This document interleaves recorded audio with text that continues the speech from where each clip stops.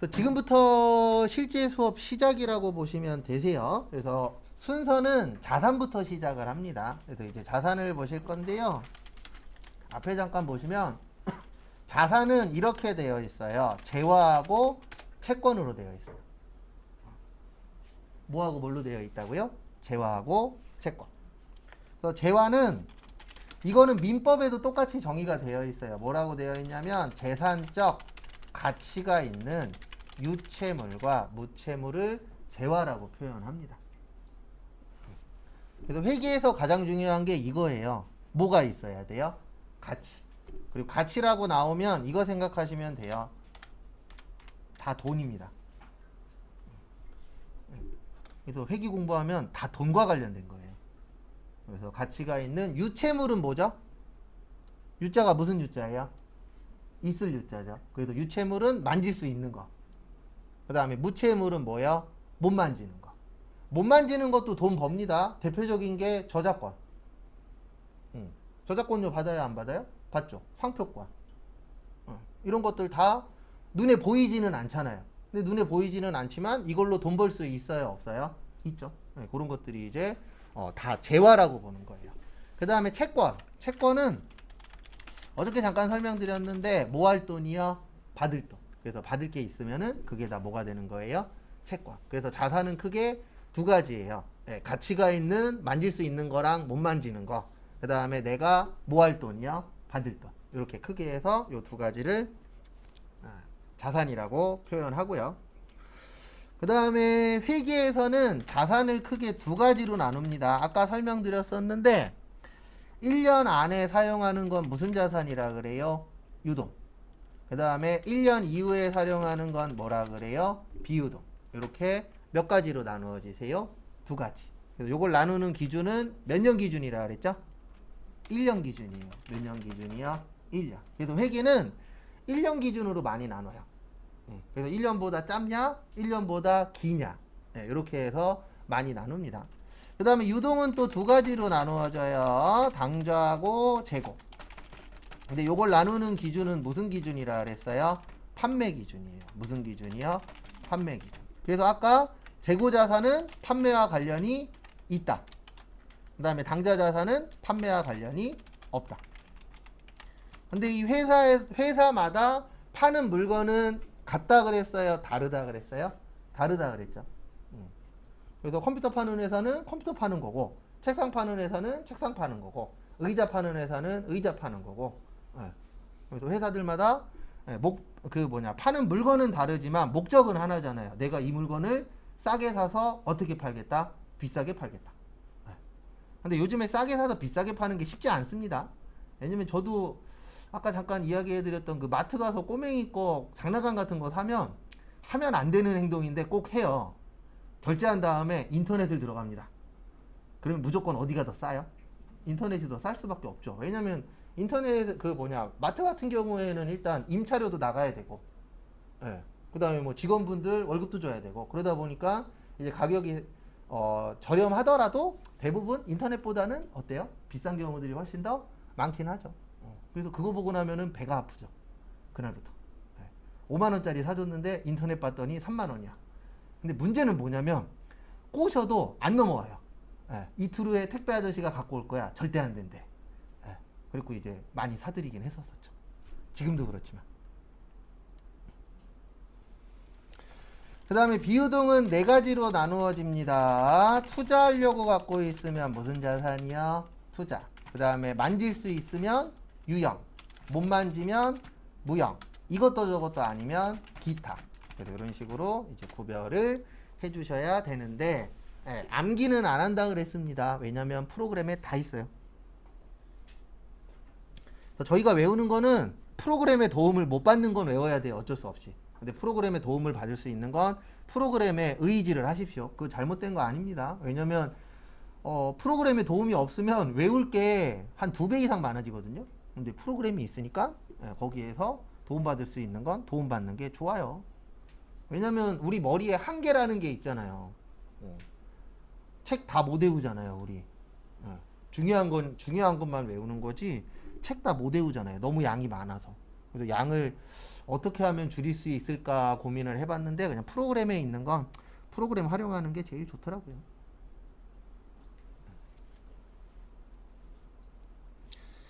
그 다음에 거기에 있는 거 하나씩 보실 건데요. 제일 먼저 볼 거는 당좌 자산 먼저 볼 겁니다. 무슨 자산이요? 당좌 자산. 그래서 거기 첫 번째 보시면 현금 및 뭐라고 있으시죠? 현금성 자산. 요거 월요일 날 볼 쪽지 시험이에요.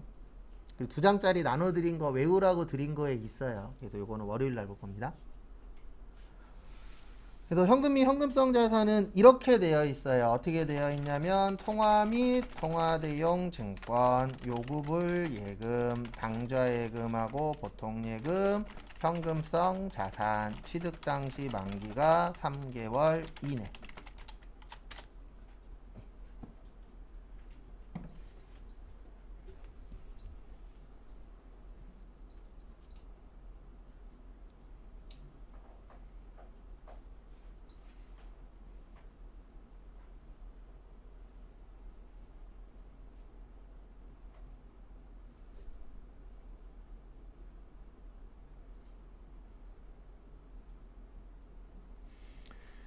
그래서 하나씩 쪼개서 설명을 드릴 겁니다. 그래서 첫 번째로 보실 게 통화.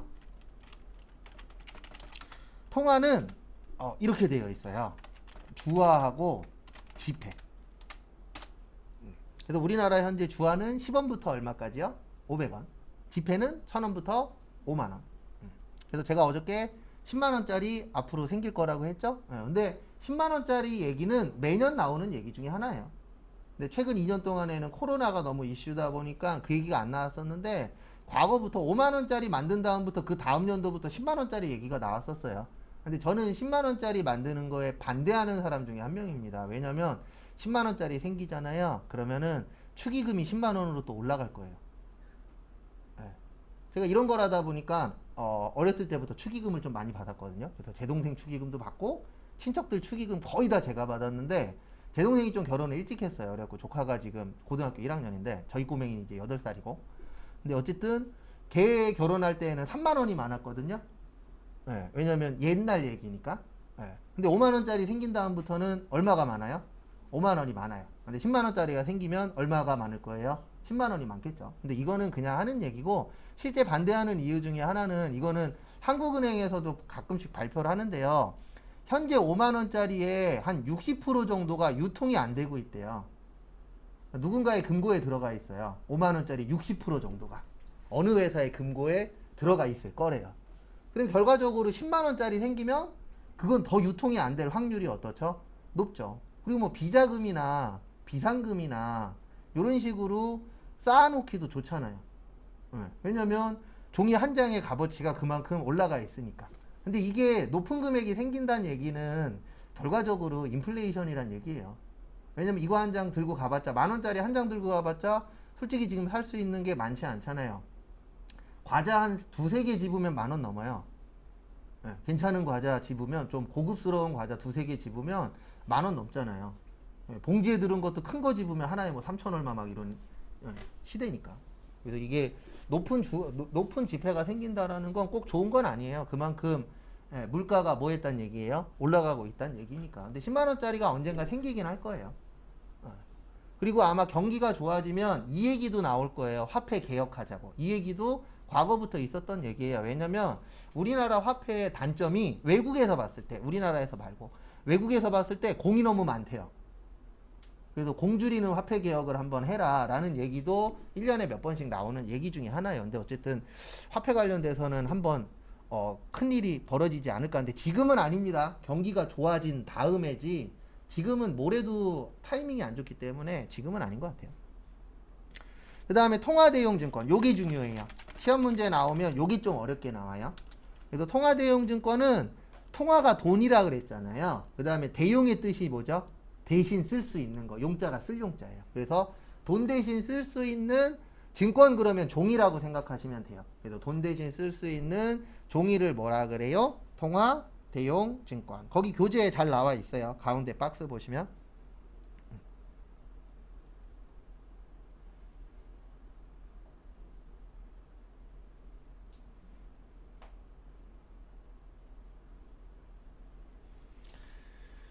그래서 거기 통화대용증권 첫 번째 보시면은요. 첫 번째 보시면 타인 발행 수표라고 있습니다. 타인이 나예요, 남이에요? 남이죠. 우리가 수표 받으면 뭐처럼 쓰죠?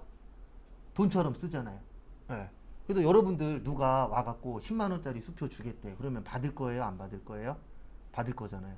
맞죠? 왜요? 돈이니까. 그래서 우리는 수표를 뭐처럼 쓰고 있어요? 돈처럼 쓰고 있습니다. 근데 이거 미국에서 최근에 일어난 일인데 돈 떨어져 있는 거 줍지 말래요. 보신 분들이 있죠? 신문에 뜬 거. 그 돈에 마약이 묻어 있어서 갖고 지금 몸이 못 움직일 정도로 불편해지신 분이 있었다고, 미국에서 실제. 근데 우리나라는 떨어져 있는 것보다는 요즘은 아니고 몇 년 전에 그런 것도 있었잖아요. ATM 기계 위에 지갑이 있거든요. 그거 만지면 경찰서 가고 좀 골치 아픈 일이 예전에 있었어요. 그러니까 앞으로 가면 갈수록 내 거 아니면 뭐 해야 돼요? 손도 대면 안 돼요. 그리고 이것도 꼭 알고 계셔야 돼요. 저도 이거 얘기할 때마다 이게 맞나 싶긴 하지만 지금 사회 현상이 그렇게 돌아가고 있으니까 누가 싸워도 보지 말고 그냥 가세요. 시대가 그래요. 왜냐면 만약에 내가 싸우는 거 말렸다가 살짝 밀었어. 밀 수도 있잖아요. 잡거나. 근데 그 사람이 엉덩방아 찍었어. 그러면 쌍방폭행 됩니다. 법이 그래요. 그 다음에 우리 그런 얘기 하잖아요. 물에 떠내려가는 사람 구해주면 그 사람이 뭐라 그래요? 내 지갑 어디 갔냐고 얘기한다라고 하는 말도 하잖아요. 진짜 지금 시대가 그렇기 때문에. 그래서 5년 전인가 이런 일도 있었잖아요. 실제 제주도에서 한 할머님이 빵집 들어가려고 했었어요. 그래서 젊으신 분이 문 열어줬거든요. 근데 할머니가 미끄러져서 죽었어요. 여기 실제 있었어요. 인터넷에서 찾으셔도 돼요. 그리고 자식들이 그 문 열어준 사람 소송 걸었어요. 왜요? 네가 문 열어줘서 죽었다고. 실제 있었던 일이에요. 그래서 앞으로 선행이라는 건 솔직히 미안한 얘기지만 안 하는 게 좋을 수도 있어요. 괜히 선행 베풀다가 잘못하면 내가 뒤통수 맞을 수도 있어요, 없어요? 있어요. 시대가 그런 시대이기 때문에 이게 맞는지는 모르겠는데 시대가 그래요. 그리고 앞으로는 내가 안 좋은 일이 생겨도 누구한테 도움받을 확률이 높아요, 낮아요? 낮아요. 왜냐면 법이 그래서 못 도와줘요. 도와주고 싶은데 도와줬다 잘못하면 내가 사람 때린 게 된다니까요. 그러면 나는 범죄자가 될 수도 있어요, 없어요? 있어요. 막말로 선행했다가. 그런 시대라 뭐가 맞는지 모르겠어요. 어쨌든. 그리고 항상 걱정되는 게 내가 안 좋은 일이 생길 수도 있잖아요. 근데 주변 사람들이 쳐다만 보는 경우도 생길 수 있어요, 없어요? 있어요. 그래서 예전에 부평역에서 묻지마 폭행 난 적이 있었죠. 그때 한번 되게 이슈된 적이 있었어요. 부평역 쪽에서 묻지마 폭행 난 적이 있었는데 그때 막 경찰대 교수 해갖고 막 한 8명 정도가 TV에 나와서 토론한 적이 있었거든요. 근데 거기에서 딱 기억나는 분이 경찰대 교수였는데 그분 말이 제가 봤을 땐 맞아요. 누가 싸우면 구경은 하되 112에다 신고만 하시라고. 절대 끼어들지 마시라고.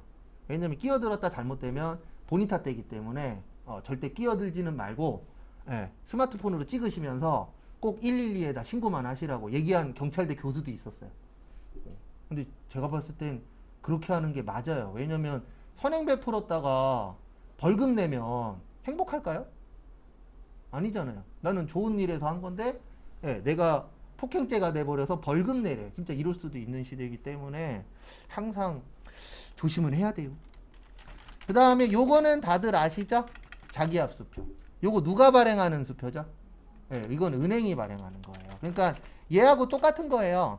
타인 발행 수표나 자기압 수표나 어쨌든 수표예요. 근데 차이는 뭐냐면 타인 발행 수표는 일반적으로 다른 회사에서 발행한 거고 자기압 수표는 누가 발행하는 거예요? 은행이. 근데 우리는 수표 받으면 뭐처럼 쓴다? 돈처럼 쓰죠. 그 다음에 가계수표. 가계수표는 아는 분 계시고 모르시는 분도 계실 거예요. 가계수표는 개인이 발행하는 수표를 가계수표라고 해요. 근데 지금은 용어는 있는데 은행에서도 이거 안 해요. 왜 안 하냐면 이거 좀 옛날 얘기긴 하지만 IMF라고 있었어요. IMF 시대 전에는 이자율이 15% 20% 이랬거든요.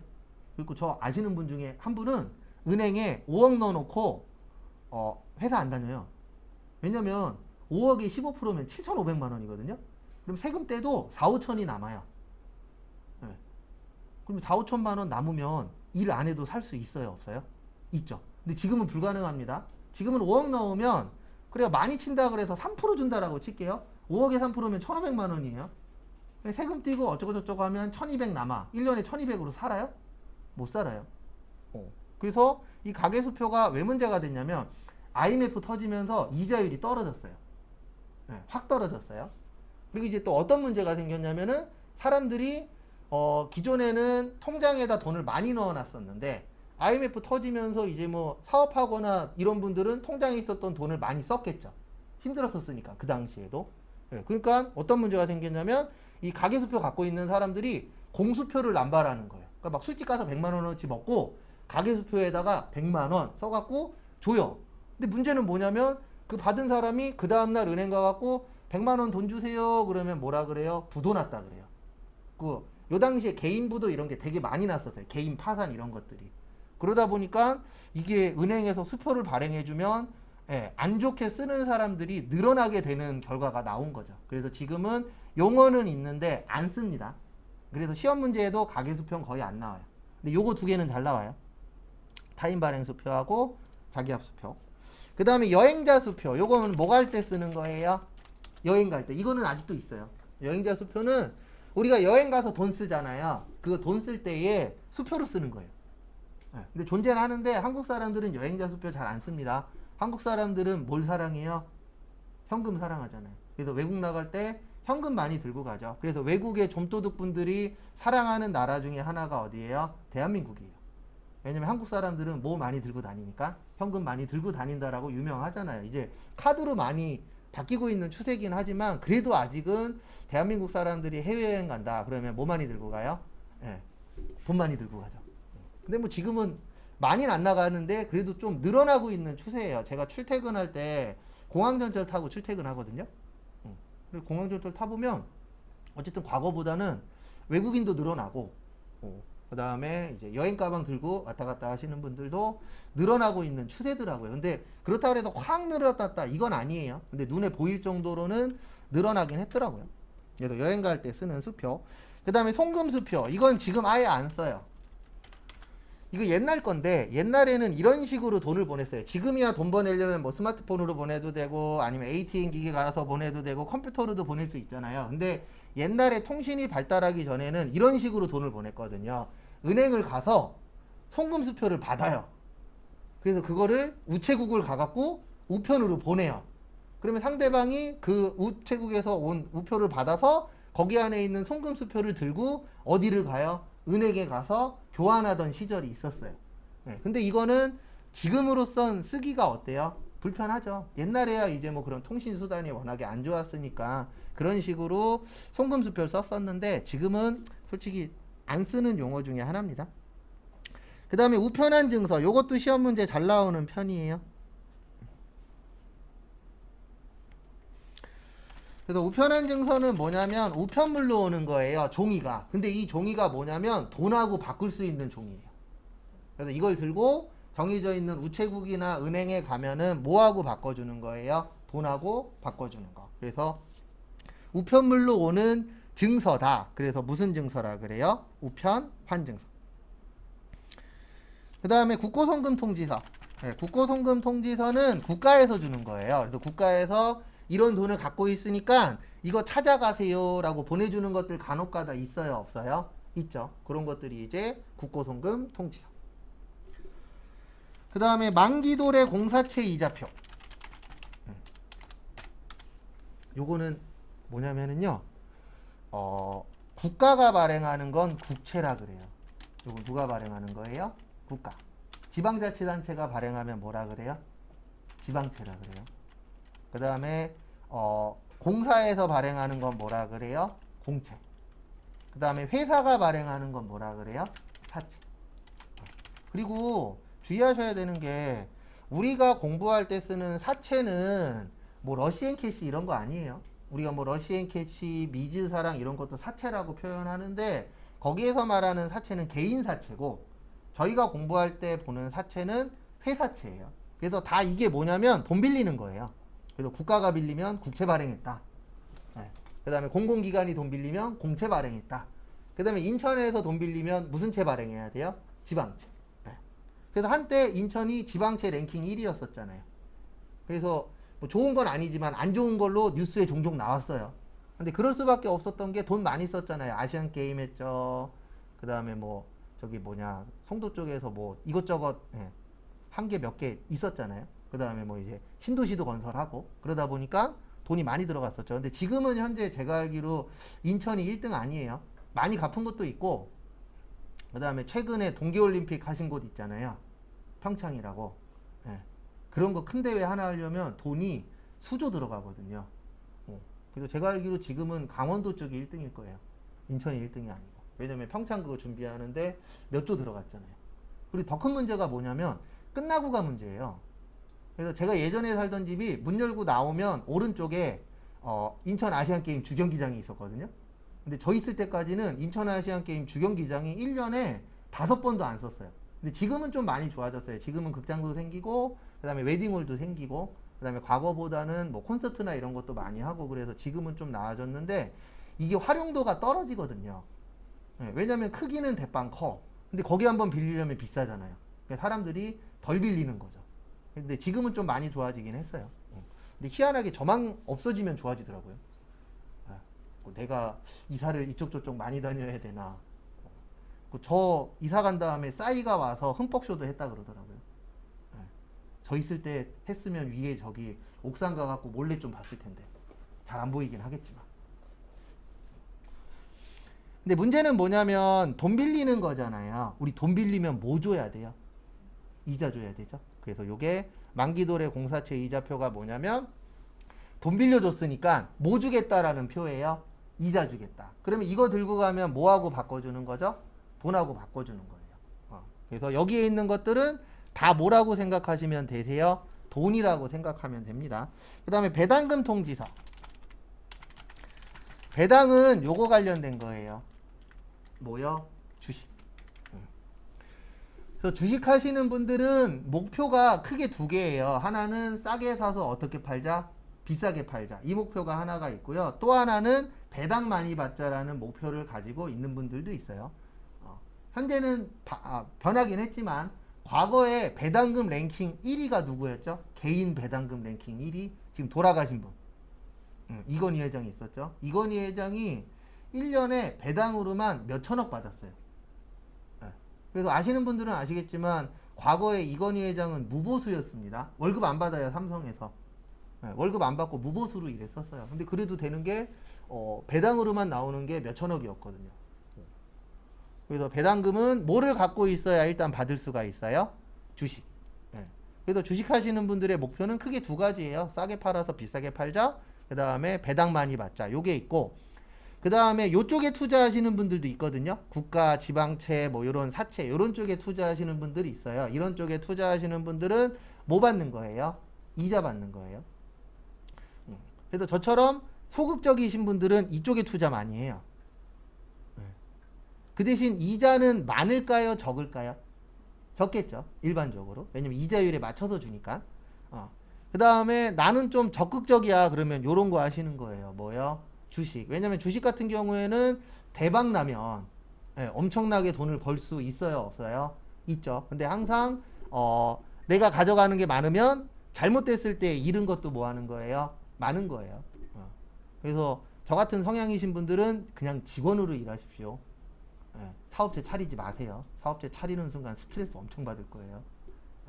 저도 여기에서 중간 관리자 일을 하면서 뭘 느꼈냐면 만약에 내가 사업을 한다면 전 무조건 1인 사업자 할 거예요.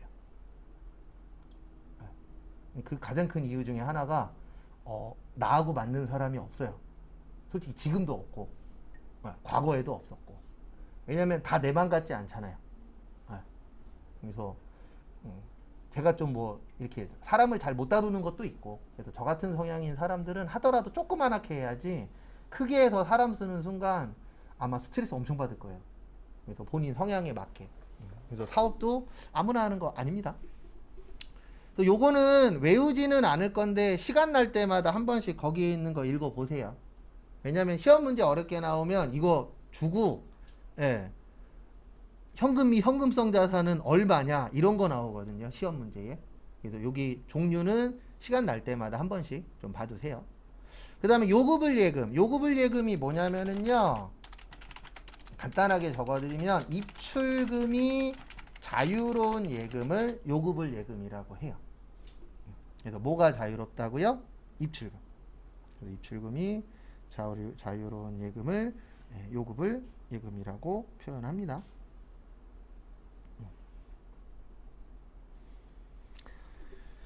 그래서 요즘 같은 시대에는 돈이 요구불 예금 쪽에 몰려요. 왜냐면 지금 이제 계속 이자율이 뭐 하고 있죠? 올라가고 있죠. 그 다음에 투자처가 마땅치 않잖아요. 그러면 뉴스 보시다 보면 이렇게 얘기가 나올 때 있어요. 돈이 요구불 예금 쪽에 몰리고 있다. 그러면 이렇게 생각하시면 돼요. 지금 주식도 안 좋고 코인도 안 좋고 부동산도 안 좋구나. 이렇게 생각하시면 되고, 뉴스나 신문 보는데 요구불 예금이 줄어들고 있대. 그러면 투자처가 생겼다는 얘기예요. 뭐 주식으로 돈이 빠져나가거나 부동산으로 빠져나가거나 코인으로 빠져나가거나. 그래서 요구불 예금 쪽으로 요즘에는 모이고 있어요. 왜냐면 다들 아시잖아요. 이자율은 올라가고 있고, 예, 지금 보면 주식 안 좋고 코인 안 좋고 부동산 안 좋고, 그러면 사람들은 안전한 데로 들어갈 수밖에 없죠. 그래서 요런 것들도 조금 알고 계시면 뉴스 볼 때 요게 요렇게 흘러갈 수가 있겠구나라는 거를 조금 더 볼 수가 있어요. 그 다음에 시험 문제 제일 쉽게 나오면 요거 나와요. 현금성 자산. 무슨 성 자산이요? 현금성 자산. 그래서 현금성 자산은 취득 당시 만기가, 시험 문제는 요게 중요해요. 몇 개월이요? 3개월. 그래서 막 이렇게 나와요. 6개월, 1년. 그리고 이런 걱정 좀 하지 마세요. 제일 많이 물어보는 것 중에 하나가 3개월 1일이면 어떻게 해요? 그런 건 안 내요. 이게 날짜 계산이라는 게 되게 애매한 것들은 잘 안 내요. 그래서 시험에 나오면 뭐 6개월, 4개월, 1년 이런 식으로 좀 차이가 많이 나게 시험 문제 내지, 뭐 3개월 1일 이런 건 안 나옵니다, 시험에. 그래서 그런 고민은 안 하셔도 돼요. 요거는 내일이 아니죠. 내일 토요일이니까 월요일 날 쪽지 시험 볼 겁니다. 요거 볼 거예요. 요거 두 줄. 통화 및 통화 대응 질권. 그리고 쪽지 시험 볼 거는 이따 또 설명 따로 드릴 겁니다. 그 부분은 참고하시고. 그 다음에 교재 72페이지 거기 밑에 보시면 현금 과부족이라고 있어요. 72페이지 밑에 보시면 뭐라고 있으세요? 현금 과부족.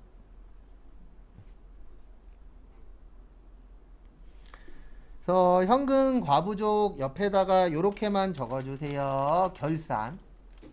그래서 결산 그러면 몇 월 며칠이라 그랬죠? 12월 30일.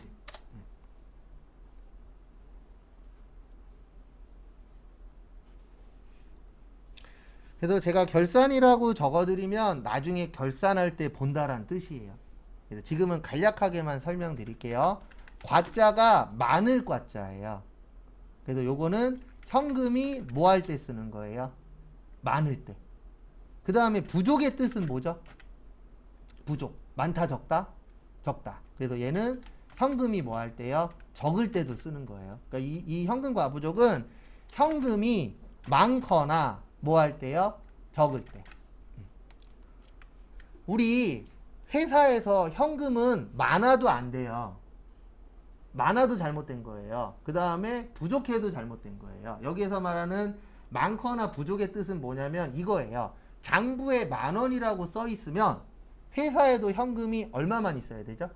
10,000원만 있어야 되죠. 그러면 일 잘하고 있는 사람이 되는 거예요. 근데 장부에 10,000원이라고 써 있는데 회사에 금고에 봤더니 20,000원이 있어. 그럼 10,000원이 더 많죠. 그러면 나는 일을 잘못하고 있는 거예요. 그래서 많아도 잘못된 거고, 이래도 틀린 거예요. 장부에 10,000원이라고 써 있는데 금고 갔더니 7,000원 있어. 그러면 많아요, 적어요?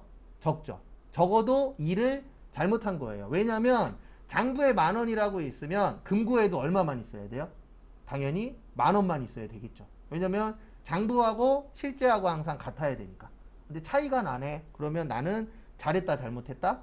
잘못했다. 그 잘못했을 때 쓰는 게 요거예요. 무슨 과부족이요? 현금 과부족. 그리고 실무에서는 현금과 부족 안 씁니다. 예, 실제 업무에서는 어떻게 하시면 되냐면 만약에 3,000원이 부족해. 그러면요. 호주머니에 아니면 가방에 지갑이라는 거 있어요, 없어요? 있죠. 거기에서 얼마를 꺼내요. 일단 3,000원을 꺼내서 메꿔요. 그 다음부터 눈을 부릅뜨고 3,000원 어디 갔나 찾는 거예요. 못 찾으면 내 3,000원하고는 안녕하는 거고, 찾으면 내 3,000원 다시 갖고 오면 돼요. 실무에서는 그렇게 해요. 왜냐면 남아도 내 잘못, 모자라도 내 잘못입니다. 근데 대부분 보면 남거나 모자른 이유는 하나예요. 원래 일을 실시간으로 해야 되거든요. 돈 나갔으면 왜 나갔는지 적어놓고, 돈 받았으면 왜 받았는지 다 적어놓고 해서 실시간으로 업무를 해야 되는데, 대부분 이게 차이가 나는 이유 중에 하나는 나중에 몰아서 해서 그래요. 몰아서 하다 보니까 깜빡하고 놓치는 경우들이 있어요, 없어요? 있어요. 특히 현금 같은 경우에는 빼먹기 딱 좋잖아요. 통장은 빼먹을래야 빼먹을 수가 없어요. 왠지 아세요? 통장 찍으면 통장 내역 다 뜨잖아요. 그 다음에 카드도 똑같죠. 카드도 몇 월 며칠 날 몇 시 몇 분에 어디에서 썼다. 다 떠요, 안 떠요? 뜨잖아요. 그러니까 확인할 수가 있어요, 없어요? 있어요. 근데 현금은 안 써 있잖아요. 3,000원 어디 썼는지 몰라. 그러면 영영 못 찾을 수도 있어요, 없어요? 있죠. 그래서 되도록이면 회사에서는 카드 쓰세요. 아니면 계좌이체 하세요. 그게 가장 업무 보기 어때요? 편해요. 되도록이면 업무 볼 때에는 현금 안 쓰는 게 좋아요. 왜냐면 현금 같은 경우에는 내가 깜빡할 확률이 있거든요. 근데 카드나 아니면은 통장 같은 경우에 내가 깜빡하더라도 추후에라도 확인할 수 있는 방법이 있잖아요. 그래서 되도록이면 실무에서는 현금 안 쓰는 게 좋습니다. 그리고 가면 갈수록 회사에서도 뭐 안 써요? 현금 안 쓰긴 해요. 그래서 앞으로는 직원이 잘못해서 뭔가 문제가 생길 것들은 가면 갈수록 줄어들고 있어요. 왜냐면 현금이나 이런 부분들을 많이 안 쓰기 때문에. 그리고 현금 쓰면 꼭 뭐 받으세요? 현금 영수증. 그런 거 받으면 또 흔적 남잖아요. 그리고 내 돈 아닌 것들은 되도록이면 흔적 남기시는 게 좋아요. 그리고 이건 시험에 안 나오는 건데, 통장으로 입금하실 때 꼭 지켜주셔야 되는 게 두 가지가 있어요. 하나는 법인이면 꼭 뭘로 입금을 해야 돼요? 법인명으로 입금을 하셔야 돼요. 그 다음에 개인이면 누구 이름으로요? 아니요. 개인이면은 사장님 이름. 개인 회사 같은 경우에는 회사 이름으로 통장이 안 나오는 경우들이 있어요. 그래서 당연히 회사 이름으로 되어 있으면 문제가 없는데, 회사 이름으로 만약에 안 되어 있어 그러면 최소 누구 이름으로는 입금을 하셔야 돼요? 사장님 이름으로. 그 다음에 개인 간의 거래일 때에도 꼭 그 사람 이름으로 하셔야 돼요. 이거 잘못하시면 나중에 법원 가서 붙어도 내가 져요. 저는 그래서 한 200인가 300 날린 적 있었는데, 뭐 제 잘못이죠 뭐. 상대방이 돈 빌려달라 그래갖고 돈 빌려주는 상황이 돼서 돈을 빌려줬는데 이렇게 연락이 온 거죠. 이 이름으로 넣어줘. 다른 사람 이름 통장으로. 근데 그렇게 하면은 내가 그걸 입증해야 되는데 입증하기가 쉽지 않아요. 왜냐면 상대방이 나는 이 돈 받은 적 없다 이래버리면 어떻게 입증할 거예요. 입증하기가 쉽지 않기 때문에 되도록이면 통장으로 하더라도 꼭 그 사람 이름으로 되어 있는 거. 그 다음에 되도록이면은 돈 거래할 때는 현금으로 주고받지 마시고. 왜냐면 저도 한번 당한 적 있거든요. 큰 건 아니었는데 과거에 조그만 집이 하나 있어갖고 월세 줬었거든요. 근데 어머니가 이제 관리를 하셨어요. 솔직히 집은 제 이름으로 된 집인데 저는 그 집을 한 번도 가본 적이 없어요. 주소만 알지. 왜냐면 제가 살려고 해서 산 집이 아닌지라 지금은 팔았지만 주소만 아는 집이었었는데, 어쨌든 어머니가 현금으로 몇 번 받았어요. 근데 그 사람이 장난치는 거죠. 60만 원 줬는데 90만 원 줬다 그러고. 근데 문제는 그거에 대해서 써놓은 게 아무것도 없는 거예요. 뭐 차용증을 쓴 것도 없고 확인증을 쓴 것도 없고. 그 사람이 90만 원이라 그러면 내가 입증할 방법이 없는 거예요. 그래서 꼭 현금으로 받을 때는 확인증이나 이런 거라도 최소한 받아 놓으셔야 돼요. 왜냐면 돈 관련돼서는요, 제가 지금까지 살아본 결과 돈이 들어가면 착한 사람도 나쁘게 되는 경향이 생겨요. 아닌 사람들도 있지만 그런 사람들은 진짜 소수고, 돈 들어가면 사람들이 돌변하거든요. 저도 그래요. 돈 끼면 좀 변해요. 되게 철두철미해지려고 노력을 하고. 그래도 되도록이면 현금 거래는 제가 봤을 때 안 하는 게 좋아요. 왜냐면 현금 거래했을 경우에 입증하기가 쉽지가 않아요. 그래서 되도록이면 카드로 하거나 뭘로 하세요? 계좌이체. 그러면 거기에 다 남잖아요. 몇 월 며칠 날 얼마 줬대. 근데 그 뭐냐 통장 봤더니 몇 월 며칠 날 찍힌 게 없어. 그러면 난 안 받은 거잖아요. 입증할 수 있잖아요. 그런 것들은. 근데 현금으로 주고받으면 몇 월 며칠 날 줬대. 근데 난 받은 적이 없어. 입증할 수가 없잖아요. 그래도 되도록이면 그런 동거래들은 뭘로 하세요? 카드로. 이건 그 카드나 통장으로. 이건 안 나와요 시험에. 그냥 알고 계시라고 설명드린 겁니다. 그 다음에 72페이지 보시면 소액현금이라고 있어요. 시험엔 안 나오는데 간단하게 설명만 드릴 거예요. 소액의 뜻이 뭐죠? 많다, 적다? 적다. 그래서 이거는 이제 주로 어떤 회사에서 하냐면은요, 직원이 많은 회사. 직원이 만약에 200명이야. 그러면 격리 직원이 200명한테 만약에 10,000원씩 줘야 돼. 이것도 일이잖아요. 그래서 규모가 좀 큰 회사들은 어떻게 하냐면 각 부서별로 담당자를 둬요. 그러면 회계 파트에서 한 달에 한 번씩 그 담당자한테 목돈을 줍니다. 그래서 만약에 영업부가 한 달에 100만 원이야. 그러면 영업부한테 100만 원을 줘요. 그러면 그 영업부 담당자는 그 100만 원 가지고 뭐 야식도 먹고 그 다음에 뭐 회식도 하고 한 달 동안 쓰겠죠. 그리고 한 달 동안 쓴 다음에 정해진 날짜에 영수증을 어떻게 해요? 격리 파트한테 넘겨줍니다. 그리고 격리 파트에서 또 정리하고 그 다음에 100만 원을 또 뭐해요? 줘요. 그리고 또 100만 원 갖고 또 쓰고. 이런 것들이 소액현금, 전도금이라고 해요. 그래서 이거를 하는 이유는 뭐냐면 규모가 작은 회사, 만약에 전 직원이 5명이야. 그러면 그런 회사들은 격리 직원 1명이 관리할 수 있겠죠. 근데 전 직원이 막 200명, 500명이야. 그러면 모든 직원들을 관리하기가 어때요? 힘들잖아요. 왜냐면 내가 그 직원들만 관리하는 게 아니잖아요. 회사 업무도 봐야 되고. 그래서 그 인원이 많을 때에 말 그대로 소액현금, 적은 금액을 담당자들한테 줘서 쓰는 거. 요거를 무슨 연금이라 그래요? 소액현금 제도라고 하는데 저희 시험엔 거의 안 나와요. 그 다음에 73페이지 저기 현금성 자산에서 저기에다가 밑줄 좀 쳐주세요. 취득 당시 만기가 몇 개월이요? 3개월. 요거 중요합니다. 3개월 좀 잘 봐두시고요.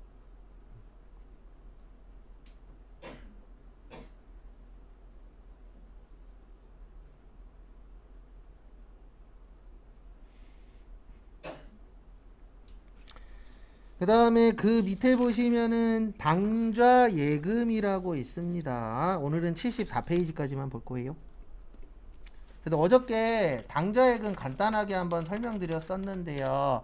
당좌 예금은 예금인데 뭐 하기 위한 예금이라고요? 뭐 발행? 수표 발행. 그래서 수표 발행하기 위한 예금을 당좌 예금이라고 합니다. 그래서 당좌예금에 가입을 하시면 은행에서 수표 따발을 줘요. 근데 이거 작은 회사는 안 해줍니다. 왜냐면 우리 수표 뭐처럼 쓸 수 있죠? 돈처럼 쓸 수 있잖아요. 그렇기 때문에 작은 회사에는 당좌예금이라는 게 없어요. 어느 정도 중견기업 아니면 어느 정도 규모는 돼야 은행에서 당좌예금 가입을 받아줍니다. 그 다음에 거기 밑에 보시면 팁에 당좌차월이라고 있으실 거예요. 73페이지 아래쪽에 보시면 무슨 차월이라고 있으세요? 당좌 차월. 그 당좌 차월 위에나 옆에다가 이렇게 적어주세요. 마이너스 통장.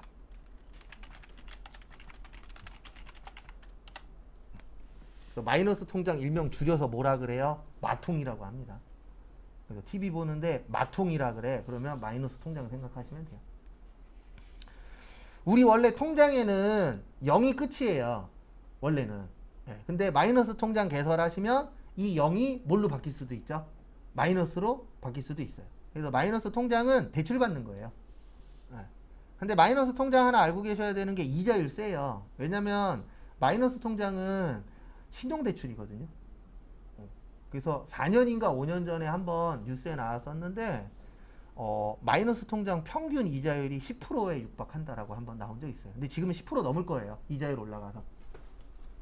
근데 어쨌든 마이너스 통장은 안 쓰시는 게 좋은데 대부분 어떤 분들이 마이너스 통장 쓰냐면은요. 지금은 좀 변질됐는데 원래는 회사원들한테 마이너스 통장 만들어서 쓰라고 만든 거 아니에요.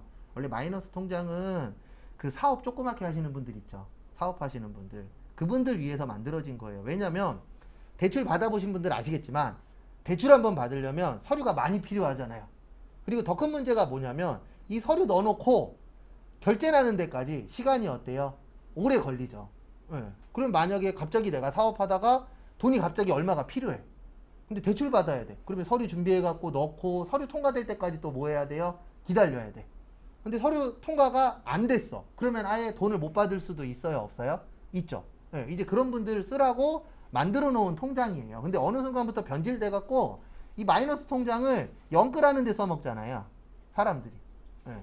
그거는 은행 잘못도 있어요. 은행에서 원래 회사원한테 마이너스 통장 막 만들어주면 안 돼요. 근데 은행에서 돈 벌어야 되다 보니까 이 사람이 뭐 영끌을 하든 뭐를 하든 상관없이 그 조건에만 맞으면 다 그냥 해준 거죠.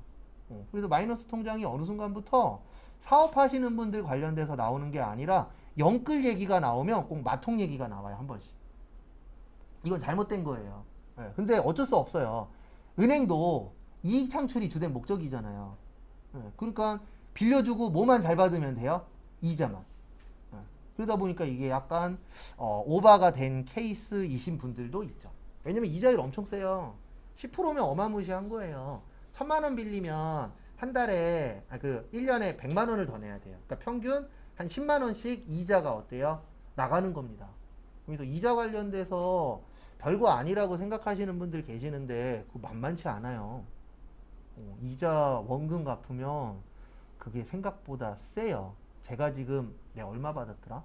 제가 지금 7천인가 8천 받았는데 30년짜리로 7천인가 8천 받았는데 30년짜리로 해서 지금 40얼마인가 나가요. 이자하고 원금 포함해서 한 40만 원 돈, 35만 원인가? 한 40만 원 돈 나가요.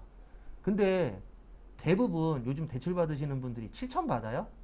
아닐걸요? 뉴스에 나오시는 분들은 기본 2, 3억이 기본이에요. 그러면 2억이라고 치면요. 30년 받았다라고 쳐도 저하고 똑같은 이자율로 받았다라고 쳐도 원금 이자만 100만 원이 넘어요. 근데 거기에다 집값까지 떨어지고 있잖아요. 현재. 어떻게 될런지는 모르겠지만 좋은 상황은 아닙니다. 그러니까 미래를 위해서 로또를 사세요. 로또 1등 되면은 밝은 미래까지는 몰라도 미래가 조금 더 나아지긴 하잖아요. 그래서 진짜 농담 반 진담 반으로 로또 사라고밖에 이제 얘기를 못 하겠어요. 왜냐면 주식 언제 좋아질런지 아무도 모르고 코인 어떻게 될런지 아무도 모르고 부동산도 어떻게 될런지 아무도 모르잖아요. 그래서 저는 참고로 그 유튜브에서 경제 관련돼서 얘기하는 사람들은 다 사기꾼이라고 생각하는 사람 중에 한 명이거든요.